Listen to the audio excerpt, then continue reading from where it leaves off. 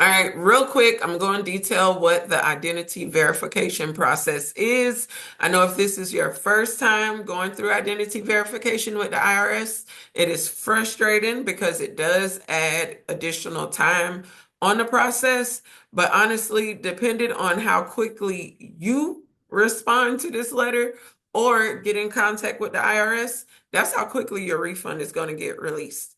The IRS does not want to talk to me. They want to make sure that you, the taxpayer, are the person that wants this refund, and that you are the person that gave whoever permission to file it. So, with that being the case, there are three different ways that you can get your identity successfully approved with the IRS. But again, if you do not do it, the money will just stay there. It'll be as if you didn't actually file your taxes. So if you are someone that's going onto your transcripts and you're wondering, why is it looking like I didn't file my taxes? That's the reason why. Until you verify your identity, it's going to look as if you didn't file your taxes. The money is just going to literally stay sitting there showing that it's waiting to be processed. And that's because they're not going to release the money until they know it's going to the actual taxpayer. So option number one would be, well, first things first, if it's over 21 days and you have not already received a letter in the mail letting you know that you are going through identity verification, then you need to call the IRS at 1-800-829-1040. Call the IRS at 1-800-829-1040. You're going to press the options as if you have a question about your personal account, so that you, as if you want to make a payment, because sometimes they make it hard for you to actually get a person on the phone. So press the options as if you want to make a payment and you have questions about your personal account. Get them on the phone and then let them know, hey, it's been over 21 days since my taxes was processed and I wanted to check the status. On that phone call is usually when everybody finds out they're going under identity verification.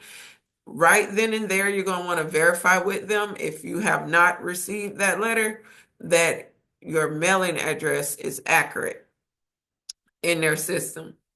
Once you verify that your mailing address is accurate, then you'll be able to request them to mail the letter again. You're going to need the letter because on that letter is a confirmation number that if you do have the letter, you can easily go onto the IRS's website. And I'm going to actually share my screen real quick. As I stated, this is going to be a quick video, but I just want to help as much as possible. So, boom, here we go. So you'll go onto this website and you'll sign into your ID.me account.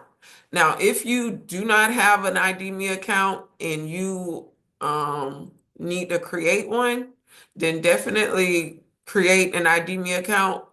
Part of that process in itself is helping verify your identity. From there, you'll be able to easily just complete the questions that it's asking.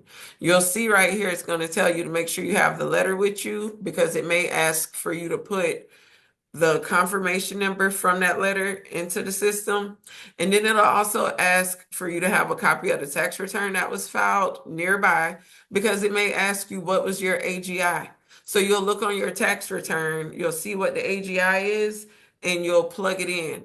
Now, one thing to keep in mind, sometimes y'all will see this information on here and it'll freak you out. But if you are not over 65 and you are not living in Puerto Rico, then we filed a 1040. That's what they want you to verify. They want you to verify your 1040 tax return. So whatever question is showing for the form 1040, that's the answer that you're going to put based on whatever your tax return says. So don't let it freak you out. Now, if you are having issues with receiving the letter and they're telling you that you need the letter, then you're going to need to tell them to set you an appointment in person. A lot of people will panic about in-person appointments, but honestly, they just want you to come in person with a copy of your driver's license that is not expired, of course, and then a copy of the tax return. Verify that you are the taxpayer that filed this tax return, and then they will approve your identity.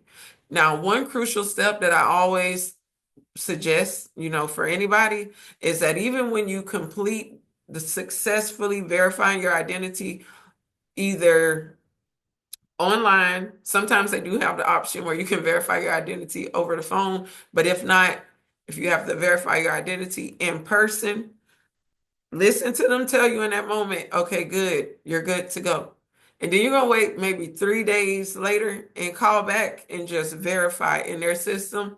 It's showing that your identity has successfully been approved and you're clear. You're just waiting the necessary time. Usually after you have approved your identity, it'll only take around 2 to 3 weeks and they'll pay out your refund. So again, this was just a really quick video just to let you know, do not panic, follow the steps. They're very easy if you're tech savvy. If you are not tech savvy and you have somebody that you can trust and they can help you, definitely let them help you. But if you really feel that you cannot, call the IRS, see if they'll give you the option to verify over the phone. If not, you'll have to schedule an appointment. On a good note is, stuff did kind of slow down for them, so it shouldn't take all day for you to get in there. But if you do not verify your identity, your money will not get released. That is a fact. I could call them 100 times. If they want to speak to you, the taxpayer, and make sure that you were the person that gave me permission or that filed that tax return, then talking to me literally will not make a difference. So it is go time. And yes, y'all have a great day.